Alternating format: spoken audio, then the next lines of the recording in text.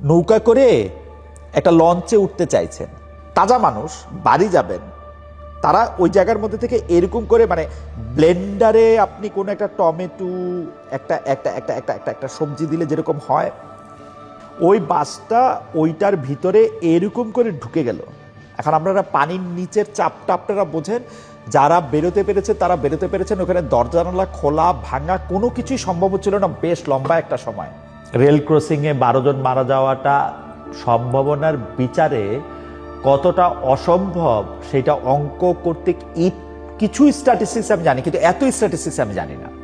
এক টিকেটে দুই ছবি, এটা মানে এটা ঠিক বললাম না। উনি 3টা মন্ত্রী, সড়ক পরিবহন, সেতু রেলপথ এবং নৌবহন পরিবহন মন্ত্রী, যদি কিছু না করতে পারেন তাইলেও এই চেয়ারটায় বসে থাকবেন, এটা আমি জানি, কিন্তু এটা আশা করি না। এই প্রসঙ্গে কথা বলতে চাচ্ছিলাম না, কারণ প্রত্যেক বছর প্রত্যেকটা সময়ে এটা নিয়ে কথা বলা, এটা নিয়ে আলোচনা করা এত নিষ্ঠুর লাগে।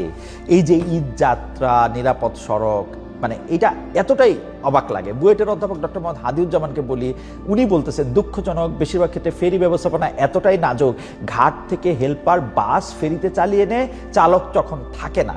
এটা জানার পরও ব্যবস্থাপনার দায়িত্ব ব্যক্তিরা কি উদ্যোগ নিয়েছেন? মানে আমরা যেহেতু এখন তথ্য প্রযুক্তির যুগ, আমরা কিন্তু 3-4টা নিষ্ঠুরতার জায়গা থেকে এটা দেখলাম। কেউ আমাদেরকে বকা দিতে পারে যে ভাই তোমরা গেছো কেন। আমি প্রথম যেটা দেখে আমার কাছে খুবই কষ্ট লাগলো, ঈদের আগে নৌকা করে একটা লঞ্চে উঠতে চাইছেন, তারপরে নৌকাটা কোনো কারণে 2টা লঞ্চের মধ্যে 2টা, আমি আসলে অত ভালো করে ডিটেইলে এটা এটা দেখাটাও একটা, মানুষজনগুলি তাজা মানুষ, বাড়ি যাবেন, তারা ওই জায়গার মধ্যে থেকে এরকম করে মানে ব্লেন্ডারে আপনি কোনো একটা টমেটো একটা একটা একটা একটা একটা একটা সবজি দিলে যেরকম হয়, এই বাস এই ফেরিতে উঠবে।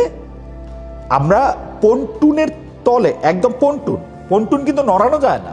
পন্টুন যতটুকু জায়গায় যতটুকু ভারী, কারণ পন্টুনের মধ্যে লঞ্চ বেঁধে রাখে, এটা একটা ভারী লোহার একটা জিনিস, এটা কিন্তু আপনি নড়াতে চড়াতে পারবেন না। ওই বাসটা ওইটার ভিতরে এরকম করে ঢুকে গেল। এখন আপনারা পানির নিচের চাপটা আপনারা বোঝেন, যারা বেরোতে পেরেছে তারা বেরোতে পেরেছেন। ওখানে দরজা জানালা খোলা ভাঙা কোনো কিছুই সম্ভব হচ্ছিল না বেশ লম্বা একটা সময়। 25 জন না কতজন সংখ্যা জানি না, কারণ আমরা তো সংখ্যায়, সে সংখ্যা আমরা 26